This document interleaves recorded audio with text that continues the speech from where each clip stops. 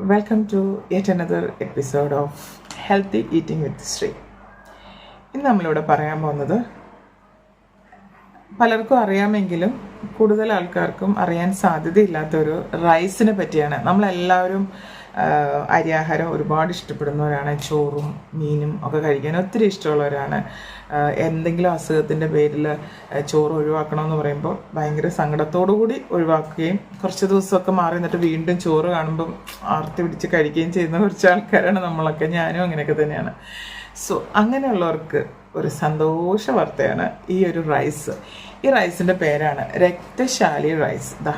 ഇതാണ് കേട്ടോ രക്തശാലി റൈസ്. കണ്ടില്ലേ, ബ്ലഡ് കളറാണ്. ബ്ലഡ് റെഡ് എന്ന് പറയാൻ പറ്റില്ല, ഒരു എന്താ പറയുന്നത്, ബ്രൗണിഷ് റെഡ് കളറാണ് ഇതിന്. പിന്നെ ഇതിൻ്റെ കളർ പോലെ തന്നെ നമുക്കറിയാം ബ്രാൻ കണ്ടൻറ്റ്, ഫൈബർ കണ്ടൻറ്റ് നന്നായിട്ടുണ്ട്. അതുപോലെ തന്നെ ഇതിൽ പിന്നെ ഉണ്ടെന്ന് പറയാനായിട്ട് എന്താണ്, സിങ്ക്, അയൺ, കാൽസ്യം, പ്രോട്ടീൻ ഇതൊക്കെ കൂടുതലാണ് ഇതിനകത്ത്. മഗ്നീഷ്യം കണ്ടൻറ്റ് ഉണ്ട്. സോ ഈ വക കാര്യങ്ങളെല്ലാം ഉള്ളത് കൊണ്ട് തന്നെ 1 കിലോ റൈസിന് 300 മുതൽ 500 വരെ വിലയും ഉണ്ട്. സോ ആ ഒരു വില കേൾക്കുമ്പോൾ നമ്മൾ പുറകോട്ട് മാറും. പക്ഷേ ഇതിൻ്റെ ഗുണങ്ങൾ അറിഞ്ഞ ശേഷം ഒരിക്കലെങ്കിലും ഈ റൈസ് ഒന്ന് മേടിച്ച് കഴിക്കണമെന്ന് തോന്നാത്തവരുമില്ല. സോ എന്തൊക്കെയാണ് അതിൻ്റെ ഗുണങ്ങളെന്നും എന്തുകൊണ്ടാണ് ഈ റൈസ് ഇത്രയും സ്പെഷ്യൽ ആയിരിക്കുന്നതെന്ന് നമുക്ക് നോക്കാം. ഇതിൻ്റെ പേര് സൂചിപ്പിക്കുന്ന പോലെ രക്തശാലി, ഇതിന് ബ്ലഡ് സെൽസിനെ പ്രൊഡ്യൂസ് ചെയ്യാനായിട്ട് സഹായിക്കും. ഇത് നമുക്ക് എസ്പെഷ്യലി സ്ത്രീകൾക്ക് ബ്ലഡ് സെൽസിനെല്ലാം പ്രൊഡ്യൂസ് ചെയ്യാൻ വേണ്ടി സഹായിക്കും. എല്ലാവർക്കും പ്രൊഡ്യൂസ് ചെയ്യും കേട്ടോ, സ്ത്രീകൾക്കെന്നല്ല. സ്ത്രീകൾ എന്ന് പറയുന്നത് അവർക്ക് കൂടുതലും പ്രഗ്നൻസി ടൈമിൽ, ലാക്ടേറ്റിംഗ് മദേഴ്സിന് അങ്ങനെയൊക്കെയുള്ള സമയത്ത് ഒരുപാട് ഹെൽപ്ഫുള്ളാണ് ഈ ഒരു റൈസ് കഴിക്കുകയാണെങ്കിൽ. ഇനി അനീമിക് പേഷ്യൻ്റ്, വിളർച്ചയുള്ള ആൾക്കാർക്ക് നമുക്കറിയാം റെഡ് ബ്ലഡ് സെൽസ് കുറയുന്നത് കൊണ്ടാണെന്നറിയാം. അപ്പോൾ അവിടെ ഇതിനകത്ത് അയൺ കണ്ടൻറ്റും ഉണ്ട്. അപ്പോൾ അവർക്ക് അനീമിക് പേഷ്യൻസിനും എന്ത് ചെയ്യാം, നമുക്ക് ഈ ഒരു റൈസ് യൂസ് ചെയ്യാൻ പറ്റും. പിന്നെ ആർക്കാണ് ഉപയോഗിക്കാൻ പറ്റുന്നതെന്ന് ചോദിച്ചു കഴിഞ്ഞാൽ ഡയബറ്റിക് പേഷ്യൻസിന്.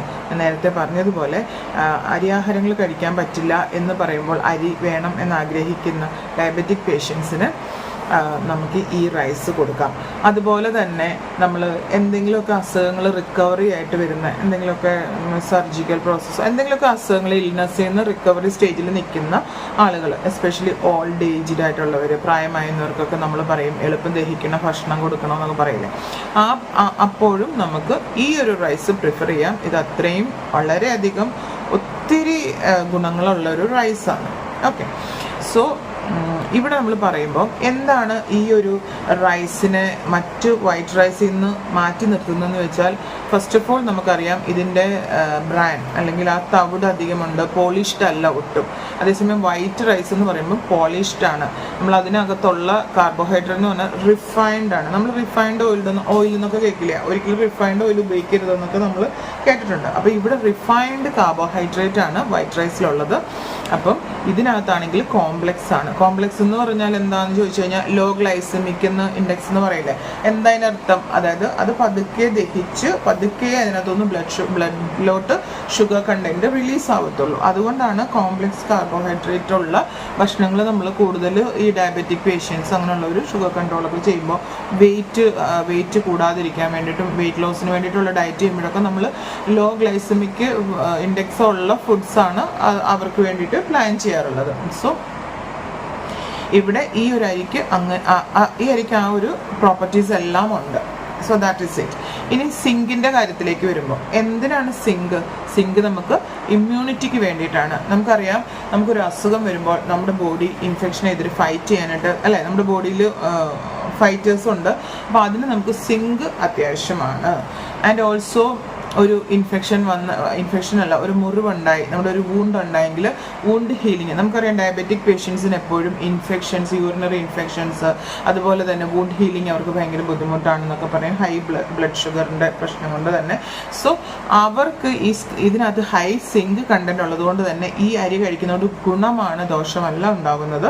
ആൻഡ് ഓൾസോ അനദർ തിങ് എന്ന് പറഞ്ഞാൽ, നമുക്ക് കൊറോണ സമയത്ത് നമുക്ക് രുചി, മണം ഇതൊക്കെ ഉണ്ടായിരുന്നില്ലല്ലോ. അപ്പോൾ ഇമ്മ്യൂണിറ്റിയുടെ ഇതൊക്കെ വെച്ചിട്ട് നമ്മൾ അങ്ങനത്തെ കുറേ പ്രശ്നങ്ങളുണ്ടായിരുന്നു നമ്മുടെ കൊറോണയുടെ സമയത്ത്. സോ ടേസ്റ്റും സ്മെല്ലിനെയും മറ്റ് ഇതിൻ്റെ കൂടെ ചേർന്നിട്ട് നമ്മുടെ സിങ്കിൻ്റെ ഡെഫിഷ്യൻസി വരുമ്പോഴാണ് നമുക്ക് ഈ ടേസ്റ്റിനും സ്മെല്ലിനും ഒക്കെ ഒരു പ്രശ്നങ്ങൾ വരുന്നത്. പിന്നെ രണ്ടാമതെന്ന് പറഞ്ഞാൽ നെക്സ്റ്റ് എന്ന് പറഞ്ഞാൽ നമ്മുടെ സ്ത്രീകൾക്ക് അവർക്ക് ഈ ഹോർമോൺ റിലീസിനും അതുപോലെ തന്നെ റീപ്രൊഡക്ഷനും ഒക്കെ നമുക്ക് സിങ്ക് ആവശ്യമാണ്. ഓൾസോ സിങ്കും ബയോട്ടിനും കൂടെയാണ് നമ്മുടെ ഹെയർ ഗ്രോത്തിനും ഹെയർ ഫോളിക്കിൾസ്, ഈ എന്താ പറയുക രോമ കൂപങ്ങൾ എന്നൊക്കെ പറയില്ലേ, അതിൻ്റെ ഇതിനൊക്കെ സഹായിക്കാനായിട്ടും ഉണ്ടാവും. അപ്പം നമ്മൾ കേട്ടിട്ടുണ്ട് പ്യൂബർട്ടിയുടെ സമയത്ത് ആൺകുട്ടികൾക്കായാലും പെൺകുട്ടികൾക്കായാലും, ആൺകുട്ടികൾക്കാണെങ്കിലും മീശ വളരാനായിട്ട് ഭയങ്കര ബുദ്ധിമുട്ട്, അല്ലെങ്കിൽ പ്യൂബിക് ഹെയർ ഉണ്ടാവുന്നില്ല. അങ്ങനത്തെ ഒക്കെ പ്രോബ്ലംസ് ഈ സിങ്ക് ഡെഫിഷ്യൻസി കൊണ്ട് വരുന്നതാണ് കേട്ടോ. അതിൽ പല കാര്യങ്ങളുണ്ട്. ഇപ്പം ഒരു ഡയബറ്റിക് പേഷ്യൻസിനൊക്കെ ആണെങ്കിൽ പോലും ലിബിഡോയുടെ ലോസ് ഓഫ് ലിബിഡോ ഉണ്ടാവാറുണ്ട്. അതുപോലെ ഡിസ്ഫങ്ഷൻ, ഇറക്ടൈൽ ഡിസ്ഫങ്ഷൻ ഒക്കെ ഉണ്ടാവാറുണ്ട്. അവർക്ക് നമുക്ക് ഈ രക്തശാലി റൈസ് യൂസ് ചെയ്യാം. ഇനി നമുക്ക് ഈ റൈസ് എങ്ങനെയാണ് കുക്ക് ചെയ്യുന്നതെന്ന് നോക്കാം. കാരണം ഈ റൈസ് കുക്ക് ചെയ്യുന്ന സമയത്ത് നമ്മൾ ഇതിനെ ഒരു 3 hours കുതിർത്ത് വെക്കണം. സോ 1 cup റൈസ് എടുക്കുകയാണെങ്കിൽ 1:3 റേഷ്യോയിലാണ് നമ്മളിതിൻ്റെ ഒരു വെള്ളത്തിൻ്റെ അളവ് ചേർക്കുന്നത്. 1 cup റൈസിന് 3 cup വെള്ളം. അപ്പം കുതിർക്കാൻ വെച്ച അരിയുടെ ആ വെള്ളം ഊറ്റി കളഞ്ഞിട്ട് ഫ്രഷ് വാട്ടർ വേണം നമ്മളിതിൽ ചേർക്കാൻ. അതിനുശേഷം 1 tablespoon ശർക്കര ചേർക്കണം. ശർക്കര ചേർത്തെന്ന് എഴുതിയിട്ട് ഇതിന് മധുരമൊന്നും ഉണ്ടാവില്ല കേട്ടോ. സോ ശർക്കരയും ഈ അരിയും കൂടെ ചേർത്തിട്ട് നമ്മൾ 4 മുതൽ 5 വിസിൽ അടുപ്പിക്കാം കുക്കറിൽ. അതിനുശേഷം ഒരു 5 minutes സിമ്മിലിട്ടിട്ട് ഗ്യാസ് ഓഫ് ചെയ്യാം. തണുത്ത ശേഷം ഇനി കുക്കർ നമുക്ക് തുറന്ന ശേഷം അതിലേക്ക് എത്ര അരിയാണോ നമ്മൾ ഇട്ടത്, ഇപ്പോൾ 1 cup അരിയാണ് നമ്മൾ ഇട്ടതെങ്കിൽ അതേ സെയിം അളവിൽ തേങ്ങാപ്പാലും ചേർത്ത് ആവശ്യത്തിന് ഉപ്പും ചേർത്തിട്ട് നമുക്ക് ഇതിൻ്റെ കൂടെ നമുക്ക് എന്താണ് ചെറുപയർ തോരനോ അല്ലെങ്കിൽ നമ്മുടെ എന്ത് വെജിറ്റബിൾ തോരനോ എന്ത് വേണമെങ്കിലും ഇതിൻ്റെ കൂടെ ഉപയോഗിക്കാം. ഇനി ഒന്നുമില്ലെങ്കിലും ജസ്റ്റ് എന്താ പറയുക, അങ്ങനെ തന്നെ ആ കഞ്ഞി കുടിക്കാനും വളരെ ടേസ്റ്റാണ്. നമ്മൾ ഈ കുത്തരിയൊക്കെ തേങ്ങാപ്പാൽ ഒഴിച്ച് കഞ്ഞി ഉണ്ടാക്കില്ലേ, അതുപോലത്തെ ഒരു ടേസ്റ്റ് തന്നെയാണ്. അല്ലാതെ ഒരു രുചി വ്യത്യാസം അങ്ങനെയൊന്നുമില്ല.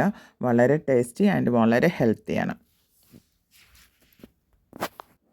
എല്ലാവരും അതുകൊണ്ട് ഈ ഒരു റൈസ് ഒന്ന് ട്രൈ ചെയ്ത് നോക്കണം. എസ്പെഷ്യലി ഡയബറ്റിക് പീപ്പിൾ, അവർക്കിത് ഉപയോഗിക്കാനായിട്ട് ഒരു പ്രോബ്ലവും ഇല്ല. മറ്റൊരു വീഡിയോയുമായി കാണുന്നത് വരെ it is bye from Shri.